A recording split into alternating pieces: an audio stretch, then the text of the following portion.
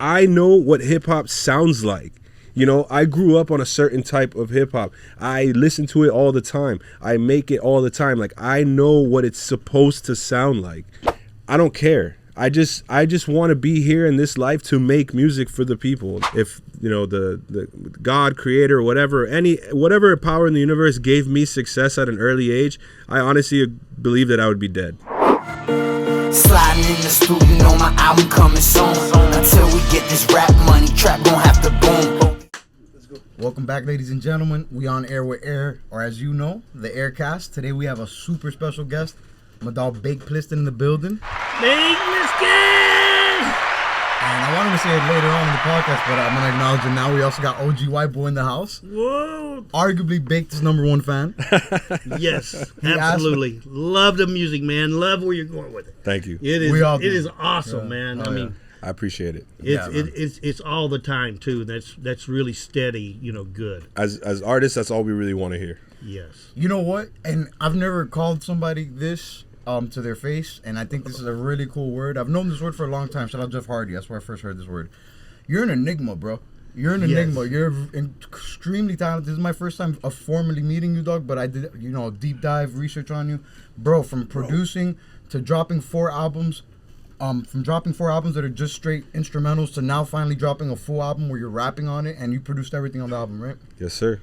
We're going to get into that too. So I just really want to throw that out there because that just came to mind right now. You are an enigma, dude. Like, you're incredible. From the style, the bars, the way you take the direction of your music to everything. I'm super, super a fan of it, man. I'm so glad you're here blessing us with your time.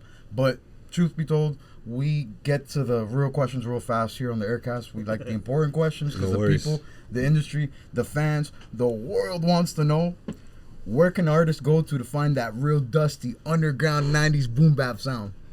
Yo, you can go to bakedplissken.bandcamp.com. You can go to soundcloud.com/bakedplissken.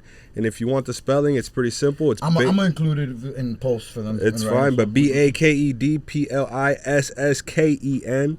And if you just Google that, I think my Google presence is big enough where you'll find everything that you need. Absolutely, it's you know, push you and don't P gotta for go presence. far. Push and P for presence. I mean, whenever I Google myself, which I do probably maybe once a week, just to see where I'm at. Once a week?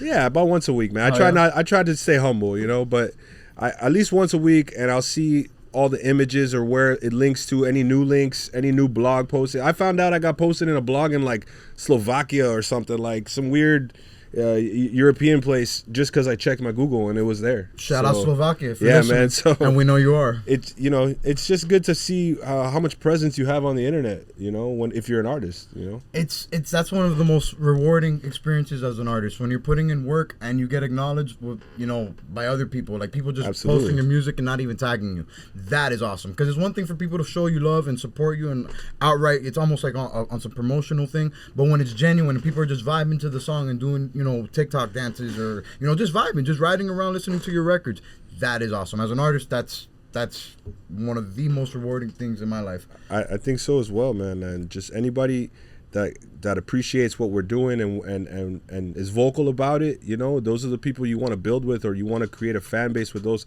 types of people that you can respond to and that really feel what you're doing, you know, whether it's music or podcasting or movies or, you know, music videos, whatever it is, you know. That's how we build a fan base nowadays in this new future. Whatever the outlet is, you got to find it and just express yourself, because absolutely, anxiety's worldwide. It's not like I feel like anxiety. Oh, nobody's anxious. No, that's denial. Everybody has something that makes them anxious, and we just have to find multiple different healthy outlets to get it out. I love creative outlets, but I think we're blessed to be able to do creative things and be able to express ourselves that way. There's people that trip out with the concept of being able to rhyme, and it's like, how do you do it? And it's like, how do you not do it? Like, you know, it just comes. I mean, that's interesting that you say that, because I've been talking about it with like a few of my friends the last few days, and it's like, when you are so good at something because you have put in the hours and the time and the energy and the blood, sweat, and tears, it really starts to become natural. And then when people ask you certain questions like, yo, how do you get this sound, or how do you do that, and it's like, the only answer I can give you is, yo, just do it. Like, just, I know what hip hop sounds like. You know, I grew up on a certain type of hip hop. I listen to it all the time. I make it all the time. Like, I know what it's supposed to sound like. You know, and people say, "Oh, It's in the blood. it's just there, man." Like there's It's in the blood already. it's hip hop isn't rocket science, man. It's But you know what makes like, your hip hop even more unique is your genre list. Your John Wick. you caught dropping bars. All right, well, I need you to drop the bar. I'm genreless. John Wick to you common kids. Waving samurai swords. I'm anonymous. Yee! That shit is hard. I'm sorry, man. I'm telling you, I became a fan with this deep dives, bro. You're incredible. But that I wanted to ask you that later on. But I love how you're bringing up hip hop. But the truth is, your music's not just. It has the hip hop. Yes, that's the base of it. But the way you're coming at it, the topics, the things you're talking about, like. It's easy to say you're genreless. And now you got records spitting on house beats, on multiple house beat records. I'm drum and bass and stuff like that. I've been experimenting with all kinds of different sounds. But, you know, at the end of the day, a lot of people like around me that I don't like to be around yes men. I like to be around people that actually tell me the truth. And a lot of people tell me like, hey, man, like you're going to confuse your fans if you drop all this kind of different stuff and if you and then like my main answer to them at this point in my life is like, yo, like I don't care. I just want to be here in this life to make music for the people. Like I don't want anybody to see me in a certain light or because, oh, that's a hip hop artist, oh, that's a drum and bass artist. It's just like, man, I have the opportunity and the platform to create, so let me just create what I feel. You know what I'm saying? Like I don't want to be burdened with thoughts of who's putting me in what box or what. Dang, it's deep, bro. You know what I'm saying? Like, listen, that's and, deep. And I honestly, I got this on my chest too, because that I'm really passionate about that. You gotta not live in a box for anything in life. You're not one thing. Yeah. That people have this fear of spending so much time doing one thing and then starting over. Life is about recreating yourself. Every single day you wake up again, you start over. But as far as the genre thing with genre bending and like being in one box, that's so silly because the truth is you don't know where your fans are gonna come. You don't know who's listening to and what they're gonna like. You don't know as an artist. You know, nobody knows as a human. You can't predict that. That's like the weather. You know, you can maybe think, you can maybe give an estimate, but the truth is you don't know what hits. Are you familiar with OG Mako? no, He had this record called "Bitch, You Guessed It, You Was Right." I don't know if I'm familiar with Early Vine, TikTok type of time, but he had a bunch of other music out that was not hitting. And then he did that record and it hit for him, and he came out in an interview explaining that he just did that song out of frustrations, like just trying to troll almost. Right. And it went off for him, and it was nothing like his old music, you know? But that's the beauty of music, man. Like it's a moment in time. There's no rules. There's Yeah, no they say, rules. you know, you just keep throwing shit against the wall till something sticks. Yeah, you know? it's a moment in time, man. And like the more I listen to my old music and the more I start to see like where I was and at what point in my life, the more that I start to notice that I'm just talking to myself. You know, like I listen to my old music and like I'm talking to myself now. Like it's weird. It's a weird way, Wow. and it blows my mind because I'm like, man, this guy that I was 5 years ago is talking to me now, and I'm fucking finally understanding what he's saying, but it's me. So like, what the fuck was I talking about back then? Like, what am I, fucking, you know, fortune teller? Like, what the fuck, dude? Like, Music's a good. Well, music fortune. is a fortune teller, you know. It really is, you know. That's why it's- the best is the storyteller. Well, it's always you're the story. manifesting. You're manifesting. Yeah. I mean, honestly, man, like, you're right. Like, it is a manifestation of just of like a moment in time, man, and that's what I feel like. You know, you're an artist, man. You've ever been in that situation where you just 100% all the time. but where you just can't create? Create Like you writer's just block? can't. Yeah, like you can't. Funny story. So when I first got into music, my dad put he was forcing me to get into it. Like, come on, get it. Like after the first time I recorded, and this is high school era. This is freshman year, summer after freshman year, and I want to party. I want to like go out. And he's like, no, focus, get on your stuff. And I was like, no, but I remember bar for bar. I told him, Dad, I gotta have a life. I gotta live a life so I can have music to write about, a life to make music there you about. go. But nowadays, whenever I'm in, if I've ever, it's been so long since I felt like that. But it's just you gotta I guess express yourself, and that you gotta have it bottled up. And I'm constantly finding ways to, you know, talk about things and express myself. And But you write a lot too, right? I'm constantly You're- writing. You like diary book, But the right? question more is what promotes me to write, what prompts me to write. Mm-hmm. I challenge myself a lot. Like it's almost like the same way I go to the gym to like stay healthy.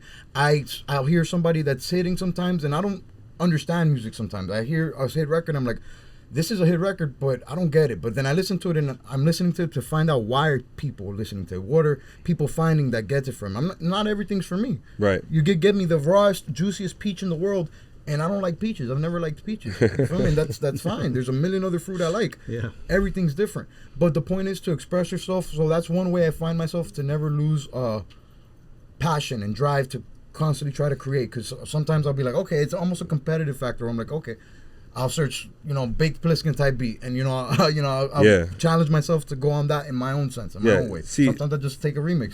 The reason I asked that question is because for me, like, if I'm not making music, like, my life falls apart. Like, and Exactly. it's Exactly. it's that dire. Creating. You know what I mean? Like, Creating. because at one point, like, if I have to work a lot, or if I have to, like, we're all stuck in the rat race. We all got to make the bills. We all got to pay the rent. We all got to do all the shit that we have to do to survive. And if I get caught up in that for too long, or if I'm too worried about other things, like, I could start to slowly see my life deteriorate. You know what I'm saying? Like, I could start to see that I'm not doing my fucking laundry as often as I should, or I'm not buying my groceries the way I should. I'm not, taking care of my body. I'm taking the easy way out because I'm tired. I'm not working out. I'm not, you know what I'm saying? I'm not, and then, like, I'm not making music. And then at the end of the day, that's like a tall tale sign for me to reflect on what I'm actually doing with my life. It's hope. That's as and artists, it's stressful too. That's a cheat code we have for life. That's a life hack we have. We always have hope for the next day, the hope of the next record blowing up, or the records we already have out blowing up. And it's like every day we got something to wake up and be on a mission about. Yes, we got to work. Yes, we got to pay bills. Yes, you got to go to the gym. Yes, you got to make food. Yes, you got to drink water. Yes, you got to be healthy. Eat your vitamins. You got to do all that, homie. That's part of life and just being on point and surviving. Do we but really you got to know? think bigger picture. You got to think bigger picture. As a human, you want more. You strive for more. Some people are okay with not doing more, and that's fine. You need those people in the world too. But us, we're Jedis. You're familiar with Star Wars? Of course. We Favorite got it, dog. Yes. We're Jedis with the sense that we have a message. We have a purpose. Like, I don't know if you have an overall message or purpose that you want to get done with your music overall. What's success to you as an artist? What do you define as success? Man, like, see, here's the thing, man. Like, I feel like if I'm the type of person that if the God, creator, whatever power in the universe gave me success at an early age, I honestly believe that I would be dead.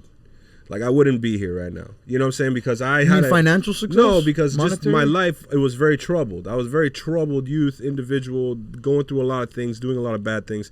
And I feel, and when I was younger making music, I did want to be successful in rap and hip hop. I wanted to have the money, the fame, and all that stuff. And then now that I'm like in my mid 30s, and I look back at it, I'm like, man, like,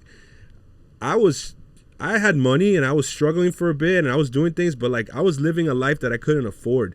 Imagine if I had the money to afford the life that I was living. Like, do you think that it would be positive in my life and would have a positive influence in it? I honestly don't think it would have, because I was living way above my means, doing, drugs and drinking and doing all these things that, like, I couldn't afford to have done. They ruined my life at one point. You know what I'm saying? So now I look back and I'm like, man, if I had all this money and all this success, how would I have handled it as a 25-year-old, 24-year-old?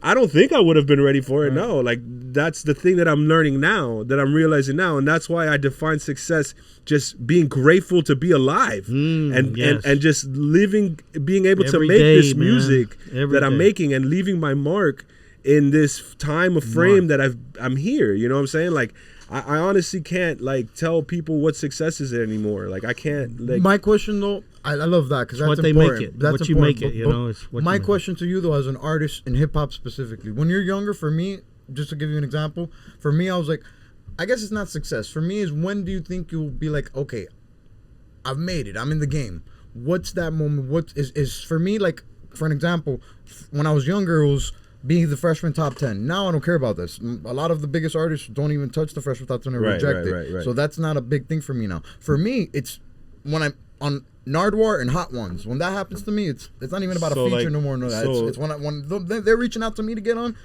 Okay, I know I'm in the game. Like, it's, For me, it would just be being able to just sell my records, man. Like, at a decent rate where. what's the number? I mean, I don't really, I don't know, man. Like, honestly, I'm just happy when someone likes my shit. You know what I'm saying? Like, I work hard enough on the side to take care of myself where I don't need anyone's validation. So it's you know not what I'm about- saying? It's yeah. not, like, to me, music isn't about like how many people buy it or listen to it. I'm happy when they do, but it's about getting better for me. Like just getting fucking doper. Like putting out shit where people are like, yo, what the fuck? Like it's undeniable. You know what I'm saying? Like what is this? Who is that? You know, and then I end up on places like this where I get to talk about it and get to promote myself and say like, yo, I'm Baked Plissken. I'm from Miami. I'm from Kendall.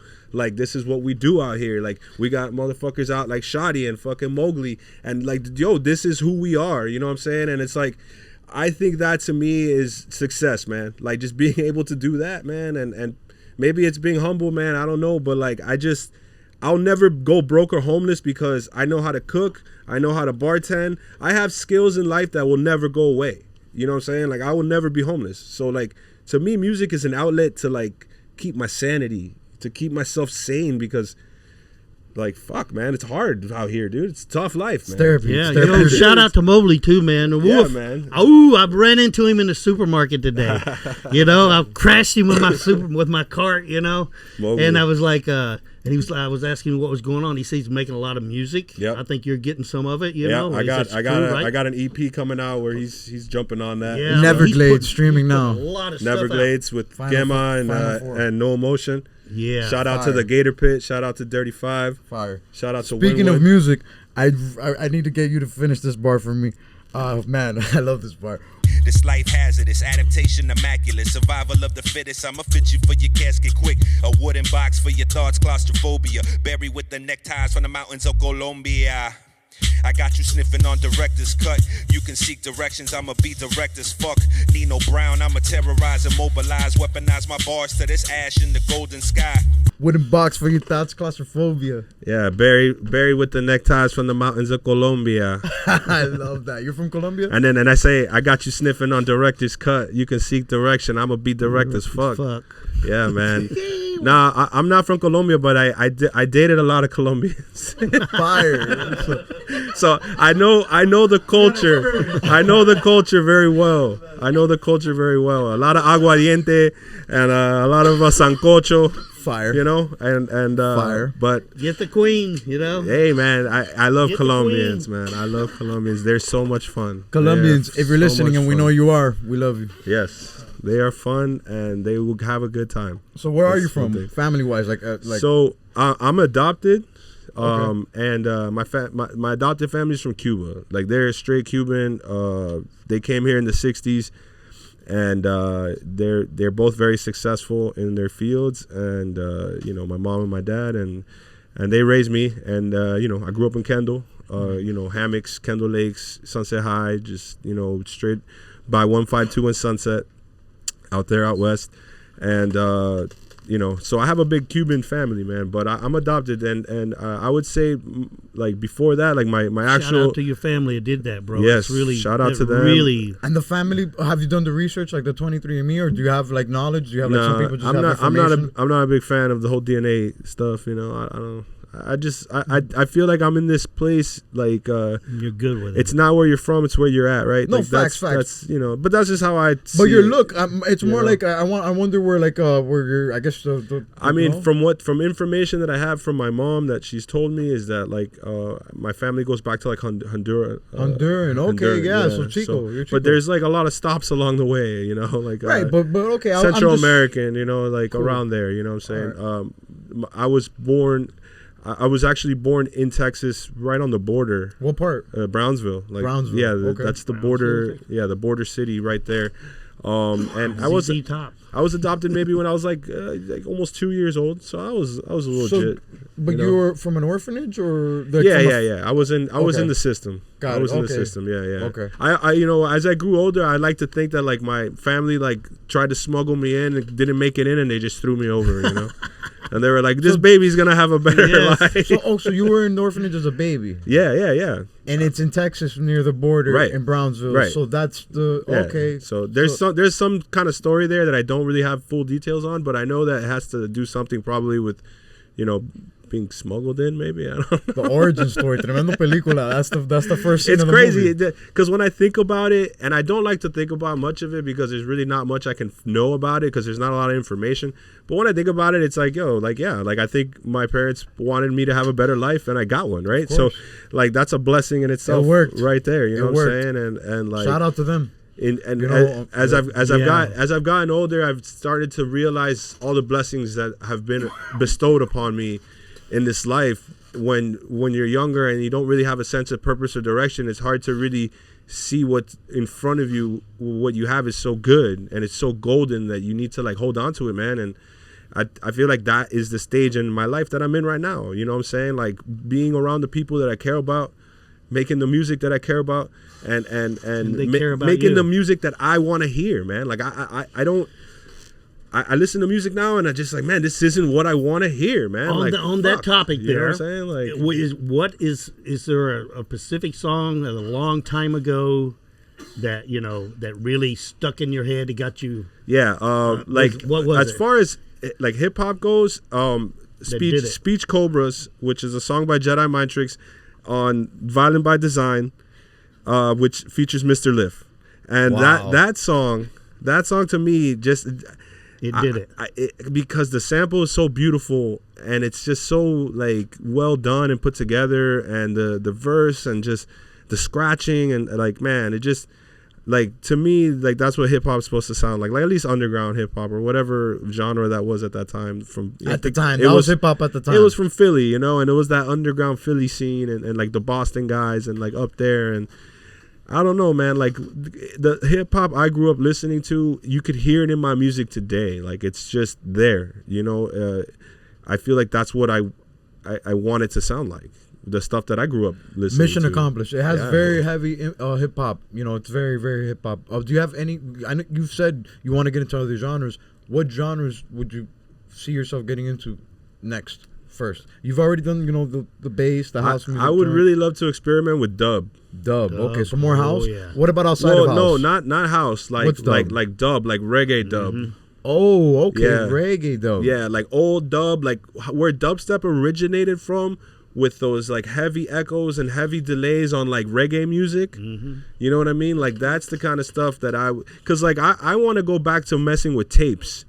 Because like that's one thing that I really pride myself on, is like knowing about like analog shit. Like I'm a big I still spin on vinyls, and like I still You do all the cutting on your album. Yeah, I do all the cutting. That was going to be a question about the album when we got into it, but I'd love to start now. But so you're doing the cutting on your album? I'm doing all the cutting on my albums. I got into scratching when I started working at Guitar Center, probably like in 2007, 2008, as soon as I graduated high school. In the store, you're working on it? So I remember I came home one night and my friend was like, yo, you got to watch this video. And I was like just getting into hip hop at the time. And I was like, sure, man. And like at that time, I think we were like tripping on acid or maybe doing some shrooms. We were on some kind of psychedelic. And my friend's like, we got to watch this video, dude. I'm like, all right. So he puts it on, and it's Wave Twisters by DJ Qbert, which is a hour-long album produced by DJ Qbert with scratches from like Dirt Styles, Qbert, Mixmaster Mike, and all those guys. And he did like a visual to it, which was like insane, like insanity. And like, this is what you watched on acid? This is what I was watching on acid. Like, oh my God. And it was like this story told through turntablism about like this dentist that like had the 4 elements of hip hop on like a watch, and like he was like, yo, I'm telling you, it was amazing shit. And I'm fucking tripping balls watching this, and like I was like, I gotta learn how to do that. This is it. Like I saw there's like a scene where like it's him and like Dirt Styles, and they're scratching to like they're shooting bullets at like an octopus. We're gonna cut to it. No, dude, it's crazy, dude, and you could see the way they did it with the green screen, and like they have like commentary and shit, how they did all this shit, and like they're like shooting bullets at octopuses, scratching, and I'm like, yo, I gotta learn how to do this. And then that's how I just got into scratching. Like I bought a turntable with credit at Guitar Center. I don't know how I got this credit. I applied. I was like 19. I got like $5,000 worth of credit. I bought like 2 turntables, a mixer, I bought all this stuff, and like I just fell in love with it, man. And With $5 worth of credit? No, 5,000. 5,000. 5,000. I was about to say, yo, times No, have changed, inflation. no. $5,000 worth of credit, and I ended up buying all this gear that like at that time I couldn't pay back. So my dad ended up helping me pay back all this stuff. Guitar Center and Kindle. Yeah, because he didn't want my credit all fucked up. Almost, you know? Yeah, I was young as fuck, dude. Like they got me. I still have it. Yeah, still have it. Wow. And man, like it made me feel like I was doing something that was like a lost art, man. I didn't see a lot of people doing this stuff, man. Like I had seen Hair On at the time, and I had seen like other guys like Craze and stuff like that doing this stuff, but like I didn't really fully understand what it was. And it wasn't until like I had to do it on my own where I was like, man, this is difficult, you know? It wasn't easy. And like people say, oh, how do you learn how to do this? How do you do that? And I'm like, dude, years. Like, work, like, hours. Yeah, hours. like I would be there. And then I remember my boss, my GM at Guitar Center hated me because all I would do was scratch all day, but I would sell. Because I would make it look cool. That's the perfect right? marketing tool. Show people what you could do. But he hated me because he thought I wasn't working all the time. Hating on you. He wanted to be you. I was the highest selling guy in the DJ department because I would just literally show people, hey, you could do this. You know, and like you could do this, like mix this, mix that. A Jedi, that's literally the Force. Like, yeah, and then like people would be like, yo, I want that. And then I would be like the highest selling guy in the pro audio section. And my boss would just look at me like, you know, like, whatever, it's just old grumpy white dude, you know, like. Well, shout out to him. Did he hire you? Yeah. Shout out to him. And I was there for a long time. I was there for a while until you know, I had to leave personal problems. As we get older, shit happens. But shout out to Guitar Center, man. Like they really taught me a lot about shit that I know today, man. Just by being able to sell all that stuff and like getting those free courses. Yo, I took advantage of those classes that they gave you, man. Fire. I would take the Pro Tools class. I would take the Ableton class. Like that's how I learned about Ableton. I learned about Ableton, which I use to this day. Early. When it was in like Ableton 4 Live Light. Yeah, you remember you would get those, dude. You would get those. How many years ago is this? How many years ago? This was like 2006. Wow. Yeah, it was old. Well, for me, it was like 2006. Maybe it was around years ago, dude. You got it so early. So I remember there was a video that I had seen that was like, I don't know if I had lime wired it or whatever at one point, but it was fucking it was Deltron recording an album with Dan the Automator on Live Light 4.5 and like talking about it. And like I was like, what the fuck is that? Like, because I think at that time I was using Reason, maybe, or like Fruity Loops and Reason at the time, like a mix. And like I just hated both of them, bro. I hated them. Like that light came out, it was good. I was using GarageBand at that point because I had liked it more than the other shit. And I was like, this still sounds whack. Like fuck, you know what I'm saying? And then like the only thing that I could think of to get that authentic hip hop sound was getting an MPC. Like that was what I was saving up for. I was like, I gotta get this MPC, like, cause this is the only way. Maybe like the 1500, maybe the 25. I don't know. At that time, it was specifics. Yeah, like at that time, I just wanted an MPC. So you started producing after DJing? What comes after DJing? Well, no. Like I started producing when I was in high school on Fruity Loops. So before you started? Yeah. I got a cracked version of Fruity Loops on my mom's computer. Probably gave her like 20 viruses. Sorry, mom. Shout out, mom. Yeah, shout out, mom. She was probably like, "Why is my computer acting up?" But I would, you know, my mom would give me a few hours on the internet. Because this was at the time where your internet would disrupt your phone, you know, your house line, you know, stuff like that. Dude, like the dial up, right? So and imagine this, and is the computers were not big drives, so it did slow down or right. Stuff This is like 04, 05. Yeah, you started spitting before you started making beats. No. Because if you want like where I started making music, I started making music when I was in middle school in a punk band. Like I was into like Nirvana. Writing shit. lyrics. Yeah. Like writing lyrics. And what are you in the band? You're I played bass. Singer? Bass. Okay. And sang. I played bass and sang. And you're on the mic. Awesome. And you're writing lyrics. So you're also writing the music, or are you guys just filling it out? No, I would write the music. Mostly I would tell everyone else what to play. Cool, but you're writing the music, so you know when everybody to come in, and you're writing on a. Wow. I always had creative control of what I was doing. Like that was the way I like to roll. You know what I'm saying? Eventually, that's why I ended up being solo, because it's hard to work with people. People are not on the same mind state or same level as like you all the time, and that's okay. It's not a bad thing. You know, like people have issues in life, and you know, I was in a crew with 7 MCs at one point, and it's down to me at this point, you know. Like, If you build there's it, they will come. still 2 or 3 other guys doing it, but if you build it, they will come. You just gotta keep working, bro. The world's really big. absolutely, I agree with that, you know. But at the same time, you know, like I always want people to know that, like, you have to just solely rely on yourself in this shit. So you do gotta rely on yourself, but you seem like you're a solo, you know, lone wolf, but you could also say solo dragon is what I want to get into. Do you like roller coasters? Of course. So which dueling dragon did you like? Did you ride the ride? I rode both of them all the time. Did you have a favorite between blue or red? I mean, I was more privy to the ice. Ice. I was more privy to the ice, yeah. Is that the inspiration for Blue Blizzard shit? And Yeah, what is that? it actually is, man. That's actually a good catch, bro. I decided to do that project because I feel like everyone has a voice inside their head. You know what I mean? And that was a lot of people call it the Kendrick thing, but people have been doing this. You're incredible at that. I think your second voice. I don't want to give the magic to the audience, but the second voice you use in your music. Do you have a name for it? Yeah, it's Gwino. That's Gwino. That's Gwino. That's Gwino. Yeah. Okay, that is crazy. That's. I thought it was like all you, but it's no, because I'm a huge fan of fucking Quasimodo. You know Quasimodo, the Mad Lib. Have you ever heard of that? I've heard of it. Okay, so but I know you be knows. I'm not informed. I know you be like knows. a fan, yeah. But Quasimodo was one of my favorite hip hop artists growing up, and he was an alter ego to Madlib, who was MF Doom's producer, Mad Villainy, all that stuff. So I'm a huge fan of that, and when I started showing people that I wanted to do something similar to what he did, I got mixed reviews and upon it because a lot of people said, "Well, it's already been done."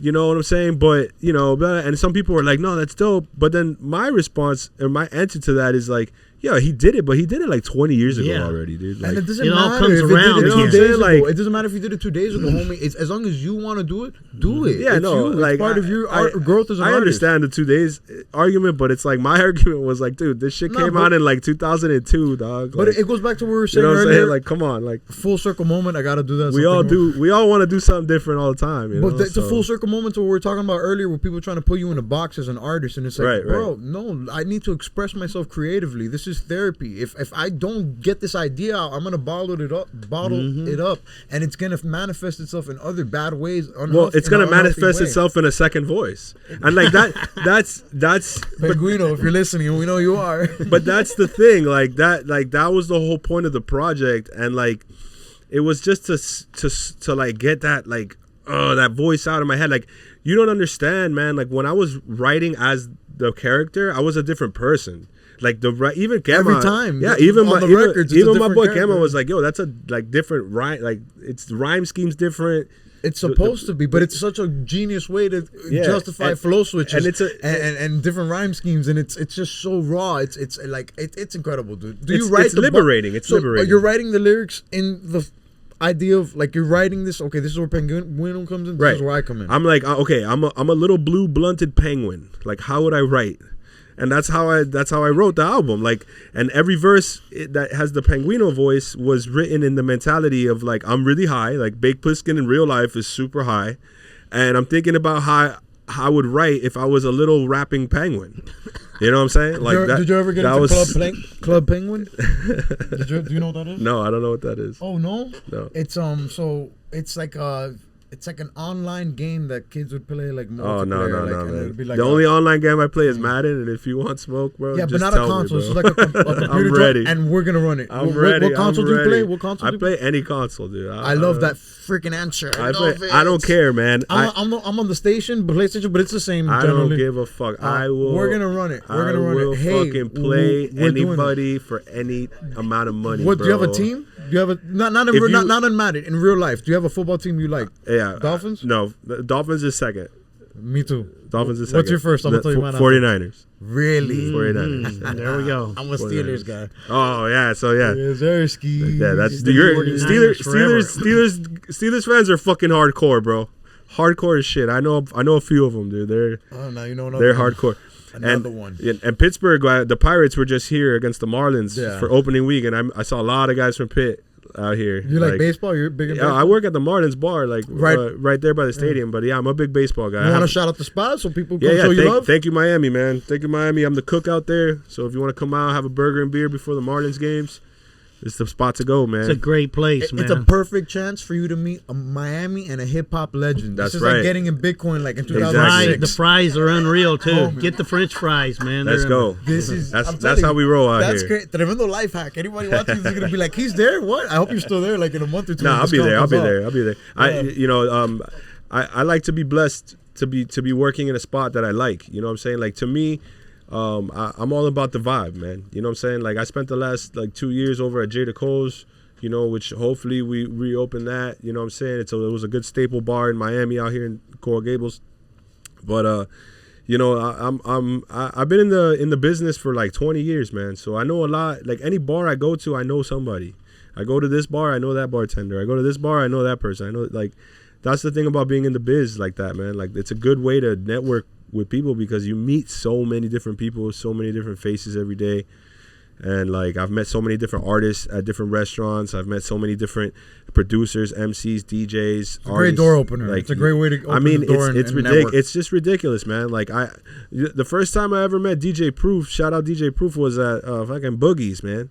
In South Miami, man, and he bought me a beer and a shot. I didn't even know he thought he knew who I was, man. Boogie Nights. Bought me a beer, bought me a shot. He was just super nice, and like you just the community, man. You go places and you start to see and meet the people, and you know I'm the kind of guy wherever I see a DJ spinning dope music, I get his info. Like I get his Instagram, I get whatever. Because I like to know like where you're at or what you're doing. You want to connect. Yeah, you man. Want to see more. Exactly, that's, man. That's a great way. That's how we build out here, man. Like So that's how we're supposed to build. You produce every record on the album. I produce. I'll tell you what, man. Like if I don't produce the record, you'll see it more than if I did produce. Like I would say it more on the cover or on the thing. On the new project though, everything's on any project. If it doesn't say anything, it's produced by me. If it says produced by Kema, then it would say produced by Kema. You know what I'm saying? Other than that, I make everything that I rap on. I don't really like rapping on other people's beats. I don't know. It doesn't. Does Kema have any joints on Dusty Blue Blunts on? Yeah, me and him have the Nihilistic joint. Okay, he produced that. Cool. No. He didn't produce it. No, but as far as production wise, I produced everything. Everything on this record. Yeah, Okay, cool. I That's what I wanted to confirm. Yes, I produced everything on the record. And did the scratches from A to Z. And did the scratches. Okay. I curated the features. Like I made every beat. I took every beat and I sent it to the person I thought would be the best on it. And that's how I feel like I curated it. Like the Leaving With Something track so you pre-made the beat for the artist, knowing this is going to be this feature, this is going to be the Mogli feature, this is going to be the Kema feature. Like with that project, I mostly recorded my parts first. Like I had my shit ready. Like I wrote my verses, I recorded them, and then like I had gaps.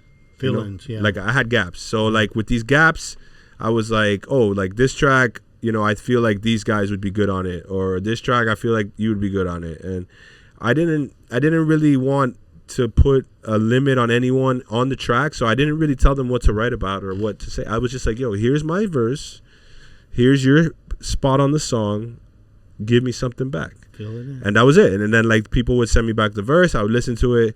I think the only person that like sent me 2 different versions was Jax, and he was like, yo, which one did you like the most? And I picked one, and then we used it for the final cut.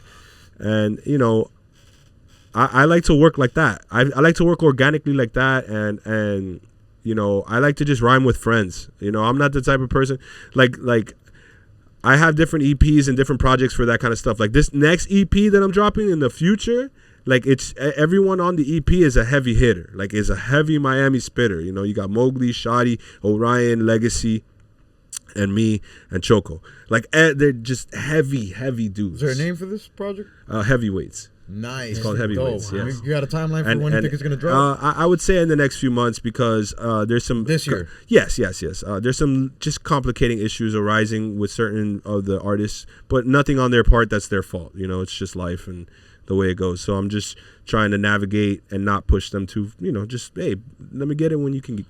You want it to be organic. Yeah, man, and bro, like, come on, man, we're all grown people here. Like we all have fucking shit to do. You know what I'm saying? Like I'm not the type of person that says, yo, I need this at this time. Like, you know what I'm saying? Like, We all have rainy days. How do you feel about man. rainy days? If I really wanted a verse from you that bad, like tomorrow, I'll pay you, right? Like that's the way it goes, you know. How do you feel? How do you feel about rainy days?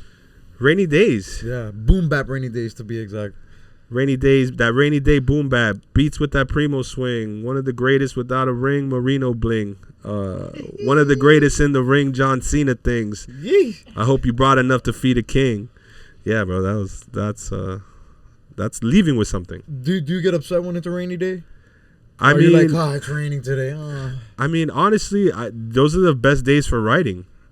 Those are the best days for writing, dude. You Because appreciate it. yeah, you go outside in the porch, you smoke a blunt, you watch the rain, you get high, you go back inside, you pick a beat that you like, and you just fucking attack it. I love a rainy day. I love You know? I love a sunny day too, but I love Rainy days. as Rainy well. days are good for binge watching Netflix shit. You know what I'm saying? Like you just fucking Getting inspired I'm telling you, or being dog, inspired. like, Getting just- inspired or being inspired. you- Facts.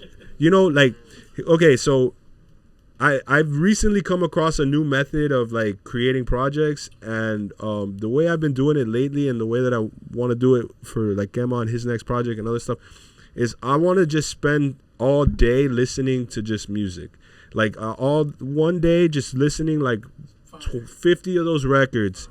You know what I'm saying? And like and creating my own library. Organized music or random music or just No, specific songs because I feel like I'm the type of person, when I make beats and I do everything, I'll use anything and everything. I don't care. Like I will use a mix of samples that I find, sample packs, libraries, kicks, snares, hits, Why not? percussion loops, anything. I will use anything and everything. Throw it through Serato samples, stem it out, do whatever, make a beat with it.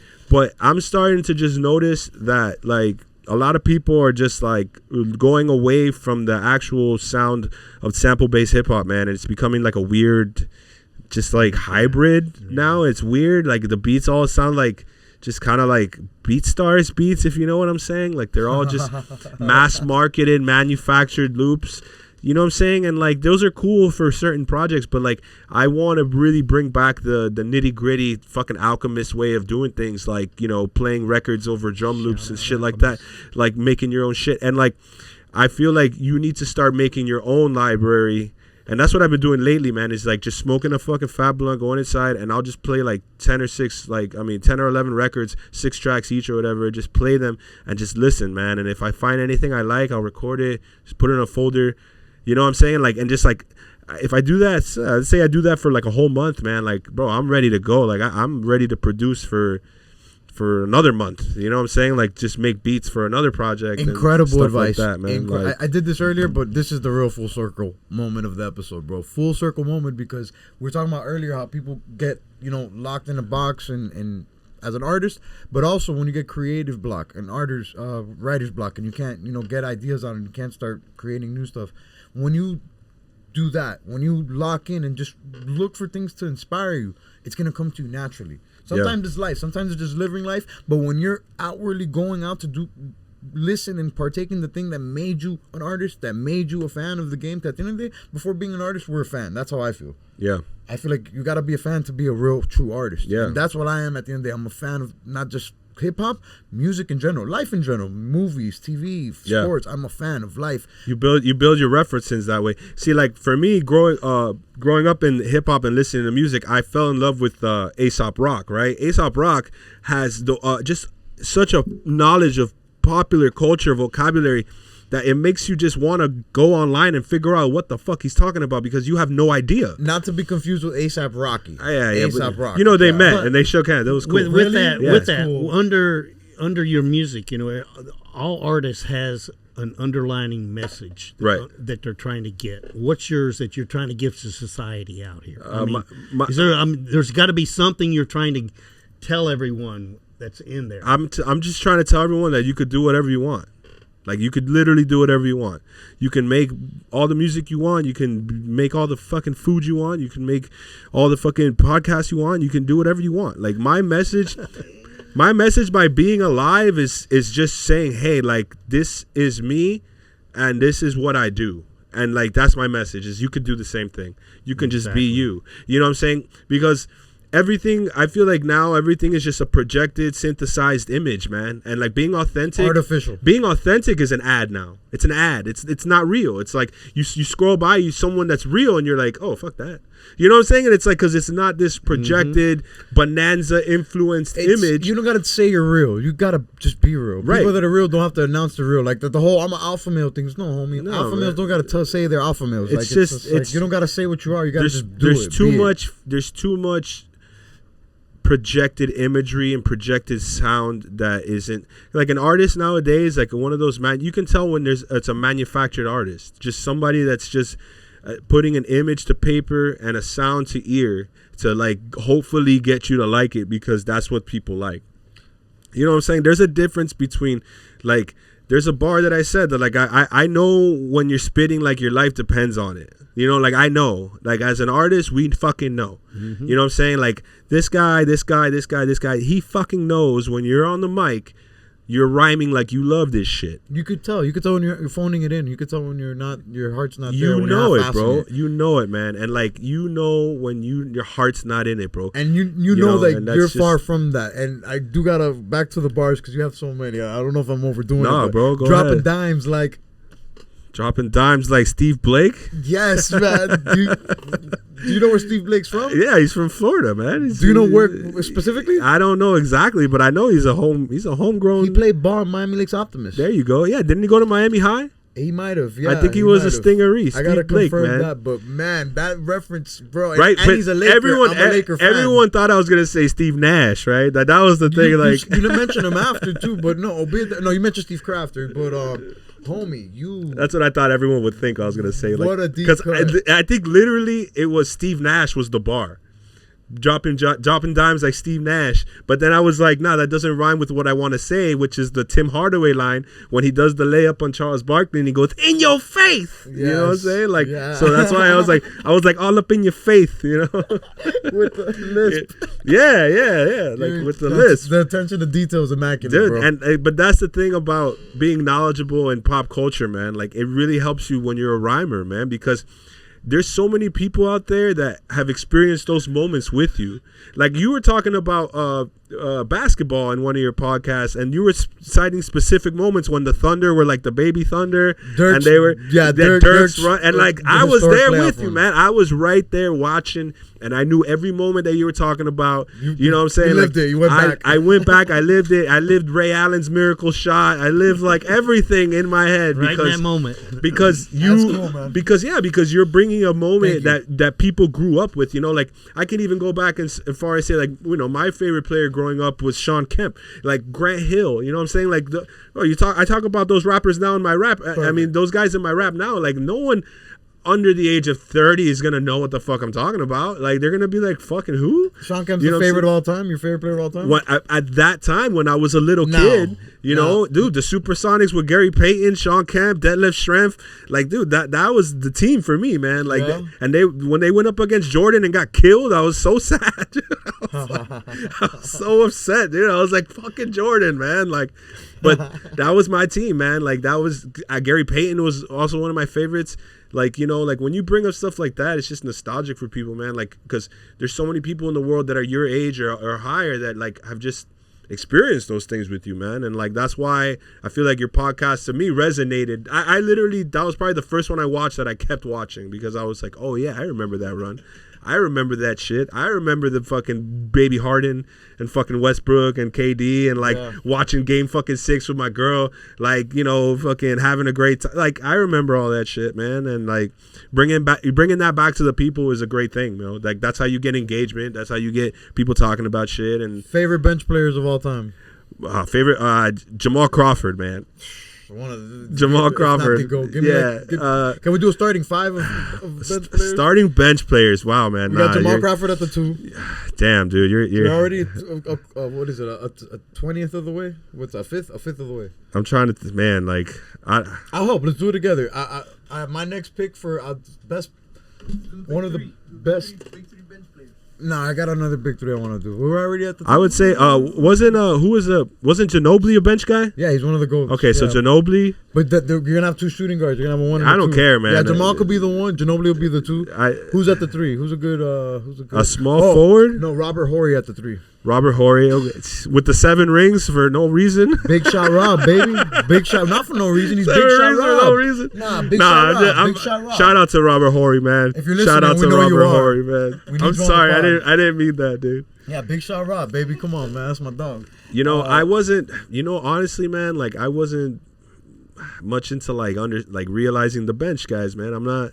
I watched basketball for the flashiness of it, man. Like that was my shit. Like you got to remember, man. Like when I was really into basketball as a kid, like Allen Iverson was out, and like that was it, dude. Like that like if you were on the bench, you were a scrub. Like you know what I'm saying? Like that was how I felt about shit. You know what I'm saying? Like.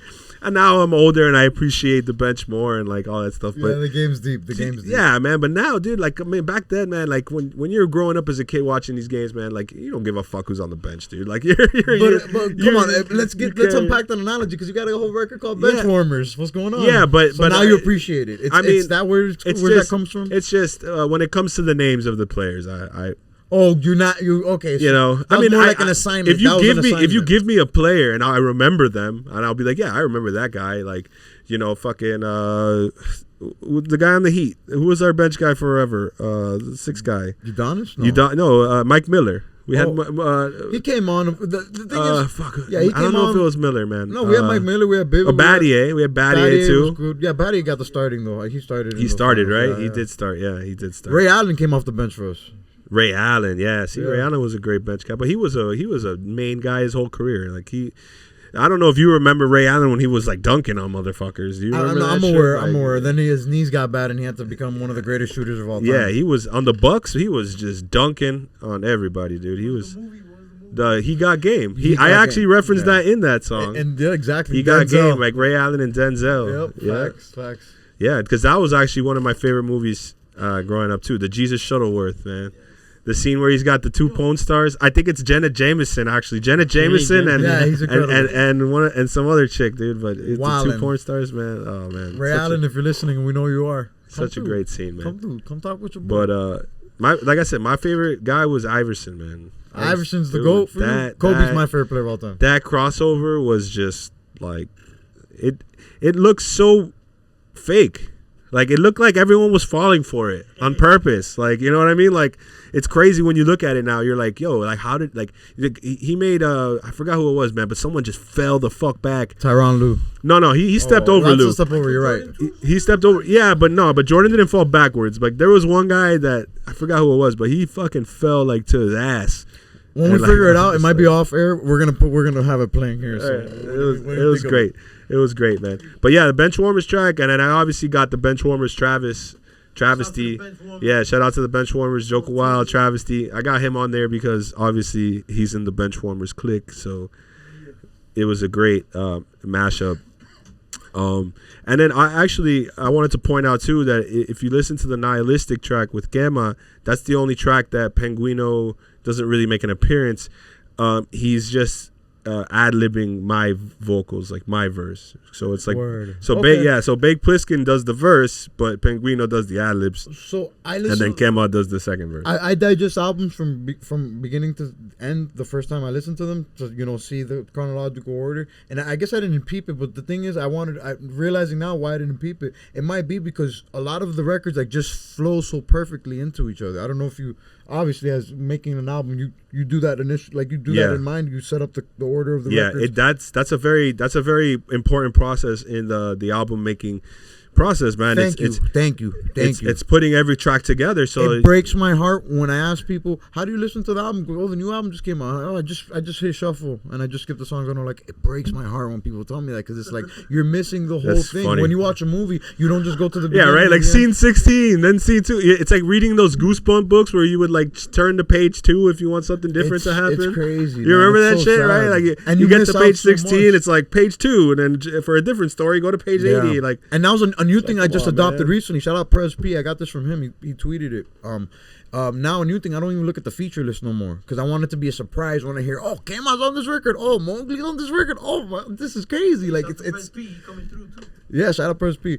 So it's fun when it's a surprise when you don't That's know. cool. Before I'd purposely, oh, this is the J feature. Oh, this is the Gamma feature. Oh, this is the baked feature. I'd purposely be like, okay, I see how they're setting it up. This is the record before. Like I'd do these things. Now I like it to be fun. It's a movie. Yeah.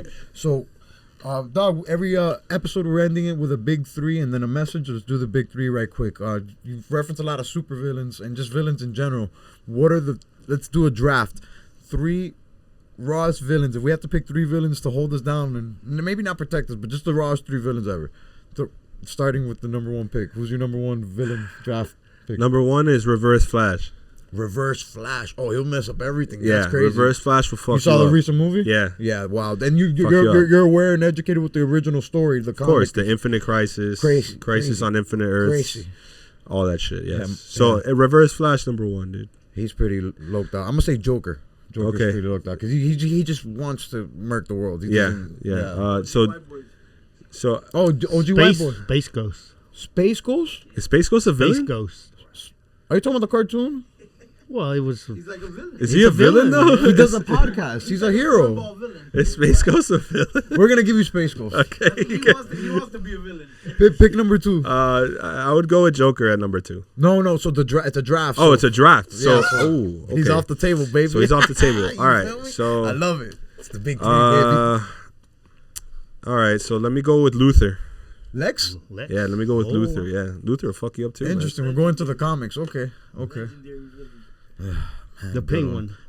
Man, I'm gonna say Darth Vader. Ooh, okay. Mad My just over favorite. some just destroyed the whole world My because he favorite. couldn't get Yeah. laid. Nerd. And I love that scene in the third movie where You he's were the like, chosen one. Ah! And he's there with his whole cut off, and he's like, I can't get he looks like one of those Oh, Disney terrible. rides. He's like, no. freaking nerd. It What's was your hilarious. What's your number 2 It pick? was a Penguin.